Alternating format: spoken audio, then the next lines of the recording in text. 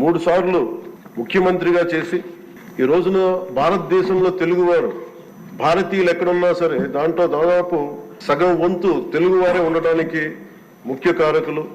Knowledge economy అనేది ప్రాతిపాదిక చేసుకుని దాన్ని దేశమంతా విస్తరించిన ఒక విజనరీ, అలాంటి అనుభవం గల ఒక పాలసీ మేకర్. నాకు సంపూర్ణమైన విశ్వాసం ఉంది అధ్యక్ష. 150 రోజుల గౌరవ ముఖ్యమంత్రి గారి అనుభవంతో కూడిన ఈ పాలనలో నాకు సంపూర్ణమైన విశ్వాసం ఉంది అధ్యక్ష. ఆంధ్రప్రదేశ్ $1 ట్రిలియన్ ఎకానమీగా అతి త్వరలోనే ఈ 5 సంవత్సరాలు వెళ్తుందని సంపూర్ణ విశ్వాసం ఉంది. గత ప్రభుత్వం మనల్ని ఎకానమీని నిర్వీర్యం చేసింది, ఇబ్బంది పాలు చేసింది, అన్ని రంగాల్లోనూ రాష్ట్ర ప్రభుత్వాన్ని వెనక్కి తీసుకెళ్లిపోయింది. ఈ పరిస్థితుల్లో గౌరవ ముఖ్యమంత్రి గారి అనుభవం, మీ పారదర్శకత, మీ విజనరీ దృష్టి ఇవన్నీ కూడా మాకు ఈ $1 ట్రిలియన్ ఎకానమీ వైపు పరిగెడుతున్నాయి అన్న దాంట్లో ఏమాత్రం సందేహం